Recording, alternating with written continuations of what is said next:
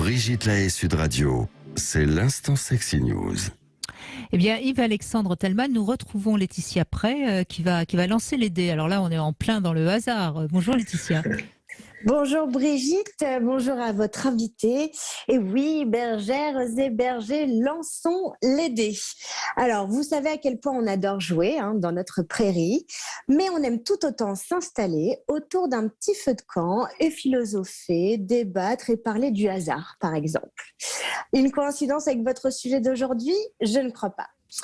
Alors, on est allé chercher la signification du mot hasard, en fouillant sous les feuilles et en allant même gratter un peu les racines, autrement dire, ressortir son étymologie. Ce mot vient de l'arabe hadzar, qui signifie à l'origine les dés, et s'est transformé avec le temps en chance et même en danger, déjà perceptible dans le mot hasardeux.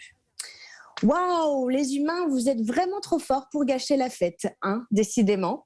Je crois que bon nombre de bergères et bergers auraient préféré continuer à jouer au lancer de dés autour d'un bon breuvage, ayant les yeux qui brillent et laisser naître, pourquoi pas, des complicités, voire plus si affinités avec d'autres joueurs.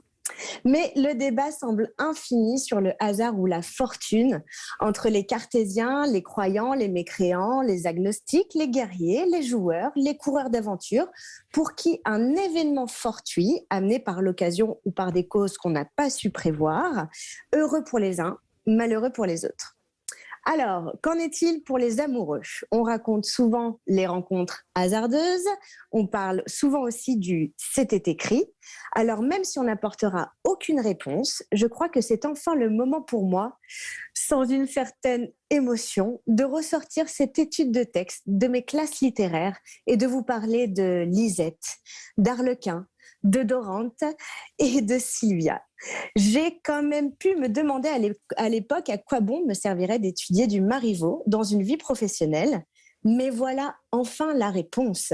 Aider nos brebis égarées, Brigitte, à gagner du terrain et de la confiance sur le jeu de l'amour. Un hasard? Je ne crois pas. Alors, je ne spoilerai pas la pièce en elle-même, du jeu de l'amour et du hasard de Marivaux dont je parlais, que je conseille fortement de lire puisqu'apparemment ça peut vous servir. Ceci dit, je peux vous garantir qu'entre amour et hasard, et même si vous mettez toutes les stratégies possibles en place, c'est l'amour qui triomphe toujours. Bon, ok, peut-être que j'influence un peu le débat avec mes références. On se calme, les haters, j'ai trouvé de quoi alimenter vos sources également. L'amour, ça pourrait bien être le fruit d'une stratégie, mais de qui? Alors voici donc mes trouvailles d'approche cartésienne de l'amour. On commence avec l'ouvrage de Mandy Lane Carton.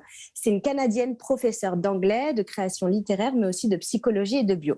Son livre s'appelle « Comment tomber amoureux d'un parfait inconnu ». Elle y reprend l'expérience du psychologue Arthur Aron qui a listé 36 questions à poser à un inconnu pour créer une intimité. Alors dans les questions, on trouve par exemple « Quel est le plus grand accomplissement de votre vie ?» Mais le plus important, c'est de respecter un silence de 4 minutes en se regardant dans les yeux. Après 4 les minutes, échanges c'est sur très très long. C'est très 4 très long, minutes, 4 c'est minutes. très très long. Alors, est-ce que vous êtes prêts pour une nuit intense de regard ou une journée entière? Mais effectivement, c'est très très long. Alors pour elle, elle explique que ça a marché, mais elle part surtout d'une manière de baisser sa garde et de s'ouvrir davantage. Alors là, pour le deuxième exemple, il faudra prêcher une non convaincue car je suis en matière de mathématiques. Mais Laurent Pugeot-Mundjoué a sorti le livre « Le jeu de l'amour sans le hasard ». Dans le livre, il utilise des formules mathématiques pour entretenir et faire évoluer son couple. Supposons que P représente le degré d'amour ressenti par notre partenaire. En toute logique, P représente alors la variation de cet amour au cours du temps.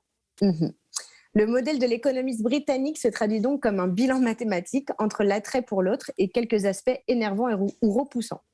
Il paraît que le livre est assez drôle quand même. Et enfin, utilisez la méthode de tri façon Marie Kondo, celle qui a sorti le best-seller La magie du rangement. Il suffit juste là de remplacer les objets par les humains de votre entourage, trier et jeter les relations toxiques, celles qui ne vous apportent pas ou peu de joie. Alors, avant de retourner à notre feu de camp et nos lancers de dés, j'aimerais citer du Jules Michelet. Le hasard aime à servir, celui qui suit toujours une même pensée. Voilà, sur ce, je vous souhaite une belle journée. Alors, il y a une phrase d'Einstein que j'aime bien sur le hasard. Le hasard, c'est le nom qu'on a donné à ce qu'on n'arrive pas à expliquer. Vous la connaissez, j'imagine, cette phrase, tous les deux, Oui, non? oui, je l'ai déjà lu. Je l'ai déjà lu pour le coup. Elle aurait été bien aussi pour ma chronique, effectivement, N'est-ce pour pas? la N'est-ce pas? conclure. Et là, Yves-Alexandre Talman, ça va pas tellement dans votre sens, hein, et pourtant c'est quand même Einstein. Euh, je veux bien, mais Einstein, vous me dites si je me trompe, mais c'était un physicien, certes, de génie, mais en psychologie, on appelle ça un effet de halo. C'est-à-dire qu'on attribue à une personne des qualités en vertu d'une autre qualité. Autrement dit, dans la psychologie, on va dire humaine, une personne belle, on va lui accorder plus de qualités, par exemple la sympathie, l'intelligence, la persévérance ou que sais-je. Et donc, quand Einstein nous parle du hasard, il s'égare peut-être un petit peu de la physique. Et de fait, vous savez, je vous le rappelle, j'étais physicien avant d'être psychologue.